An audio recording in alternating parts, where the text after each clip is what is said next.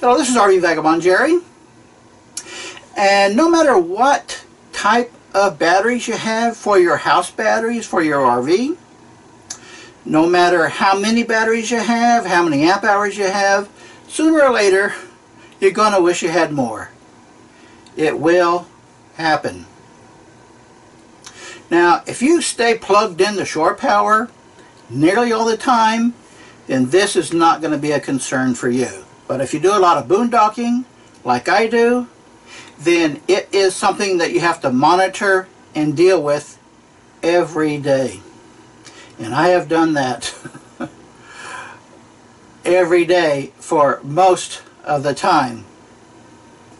Now, in my battery compartment, it's like everyone else's, there is a limited number of batteries you can put in it. Mine has room for 6 100 amp hour batteries. That's it. I can't add any more. There's just not room for any more there. And in this video, I'm going to show you how you can still increase your battery storage capacity by using an auxiliary battery for a special purpose. And the special purpose that I have is to power several things in my bedroom, which is where I am now. And I have in my bedroom 4 different things that run off of 12-volt plugs. This alarm clock, my CPAP machine, this fan, and another fan on the other side of my bed here.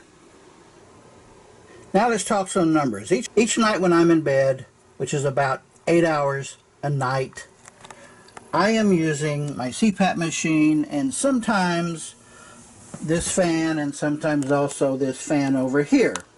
And those 4 items consumes a certain number of amps per night. Now, if I just run the CPAP machine and one of the fans for a little while, then it will consume about 4 to 5 amps per night. Now, if I run both fans all night, that can go up another 2 or 3 amps. So my point is, what I wanted to do was to find a way to take this power requirement off of my house batteries. My house batteries will consume about 100 to 120 amps per night. And the majority of that is in powering my refrigerator freezer. I have a residential electric only refrigerator freezer, and that takes a lot of power to run 24 hours a day. And quite often when I wake up in the morning and I check my batteries quite often will be down to a 30% charge level first thing in the morning when I get up. And anything less than 30% is kind of dangerously low. I don't like to go below 30, even though with my batteries I can go as low as 10% charge level, but that is kind of a risky thing to do. So by relieving my house batteries of these amps that are used in my bedroom every night really helps that situation. So I'm going to show you how I do that. So here's my auxiliary battery, which I keep right here, right next to my bed, which is a 75 amp hour lithium battery.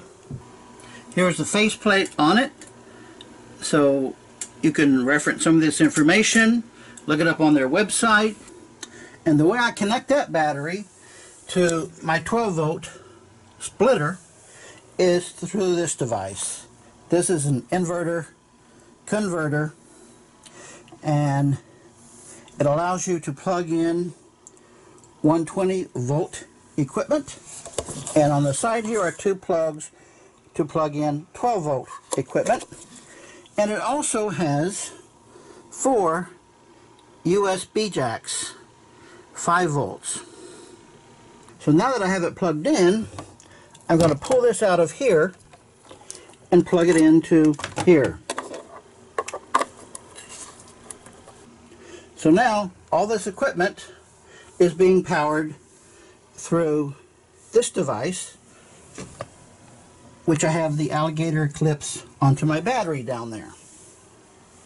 And this is an inverter converter, and there's many different models and powers. This is a 1000 watt device, and that means you can power 1000 watts through these plugs. So it will put out 120 volts here, 12 volts here, and 5 volts here. And when I'm only using it for the 12 volts, then the electricity for the 12 volts just simply passes through here without this device really doing anything. Now, when I use it to power anything 120 volt, I have to turn it on. And when I'm using 12 volt or 5 volt, then it doesn't need to be turned on. And I try not to use anything 110 or 120 volt with it, because now I also have this fan here, which works off of a 120 volt plug only. So when I plug that into here, then that works fine. But the problem is, it will use about twice as much electricity as the fan normally uses, because you not only have to power the fan, you also have to power the inverter. And you can hear that sound. That sound is the inverter running. So the inverter itself uses electricity, even if you don't have anything plugged into it like now. So you have to power two things just to get one thing to work. So I do not use that fan anymore. It's simply much more efficient to use 12 volt or the 5 volt only. Now that fan over there is actually powered by a USB. So I plug that in to here. And then I run this cord underneath my mattress to get over to this other side of the room. And I keep this inverter converter down right here between my bed and this nightstand, so it stays out of the way. Now this device, which I have plugged into here, this is for a bed warmer, which is underneath my bedspread, underneath my sheets. And in the winter, I will turn that on before I get into bed to warm up the bed if it's a really cold night, cold in the room here. And on nights when I use the bed warmer, that can increase my nightly amp consumption up to like about 20 amps instead of 4 or 5. Now there are numerous models of inverters, converters like this. Make sure, at least my recommendation, is you get one that has the features of both the 120 and the 12 and the 5 amp plugs and the alligator clips that go down to the battery. Now like I said, running 12 volt does nothing. It just passes through. Now to run 5 volt, it takes a converter. And the converter is just a minor electrical item inside the device there that converts 12 volts to 5 volts. And to show you how minor a converter is, you have probably seen devices like this where you can plug something 12 volt into it, like a night lamp. Now one of these devices can only power something that is not more than 1/2 of 1 amp, which can be little more than just a very small light. Now this is a converter. You plug into the wall, and then you plug your 12 volt items into here. This is a 6 amp converter, and the converter in this one is 6.8 amps, so that is plenty to power something like a fan.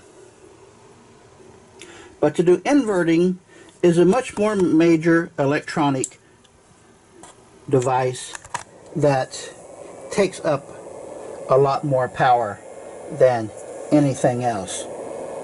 And a full charge on this battery can last me 10, 12, 15 nights before I have to recharge it. Now I'm going to talk about how to recharge it. You can recharge this battery with pretty much any car battery charger. This is a 1 amp charger, a real little thing, and I've charged it only once with that. I had it plugged in for 3.5 days when this battery was down to 40%, and after 3.5 days it only got it up to 90% because it's just a 1 amp trickle charger. So I got this charger, which is much larger, much heavier, and it will charge at a 10 amp rate, 10 times as fast, so that only takes a few hours. So when do you charge your battery? To charge it up, all you have to do is plug your battery charger into the wall here. So there's 3 times when you can charge it. Number one is when you're not plugged in the shore power and you're not running your generator. But doing that just simply pulls battery power from your house batteries to your auxiliary battery. That doesn't accomplish anything. So I would never do that. Plus, the battery charger uses electricity also, so that would actually put you way into the negative battery consumption. Number 2 is that you can charge this battery while you're running your generator. And that's fine. That works just fine, except that running your generator, of course, uses fuel, gas, or whatever kind of generator you have. It's going to take more fuel to run it to charge your battery. The ideal time, number 3, is when you're plugged in the shore power. So that's pretty much the only time I would charge my auxiliary battery, is when I'm plugged into shore power. Because when you're in an RV park or campground where you've got hookups, you pay a daily rate for an all-you-can-eat buffet of electricity. Now, if you are going to use an auxiliary battery like this, you definitely want to use a lithium battery. No matter what type of batteries you have for your house batteries in the storage compartment outside, you definitely want a lithium battery to use inside your coach, because lead acid batteries put out some kind of toxic fumes that you don't want in your RV, certainly not right next to your bed. And lithium batteries like this don't put out any type of fumes or anything. They're very safe to have right next to you. Now, I'm going to show you more information about my battery. Now, different brands of lithium batteries are different in a few ways. The main thing is that some lithium batteries do not have a built-in battery monitor, so you have to monitor them some other way to at least know what your charge level is. But Life Blue batteries like this have a built-in battery monitor, and it sends out a Bluetooth signal to my cell phone like this. So this app on my cell phone tells me that the battery is now, state of charge is 30%, it's putting out 12.4 volts, and it's on standby. And standby means it's not charging, it's not discharging. And this tells you what the voltage is, and a gauge like that, and how many, this is the net amps. The amps going in versus the amps coming out. It tells you the temperature of the battery and how many cycles it's been through. And if there's been any kind of a fault, it will tell you here what that fault is. So now I have my battery charger plugged into it, and my cell phone says it's now charging at the rate of 9.3 amps. And see, here it shows it's charging. If you're not charging and you're using the battery, this will say discharging. So this amp on my phone is really, really handy, and I don't have to rely on any sort of auxiliary monitoring system. Oh, and by the way, sometimes I will plug in this to charge my cell phone. And you can charge all sorts of things. Even if you already have your battery capacity maxed out. Good day, folks.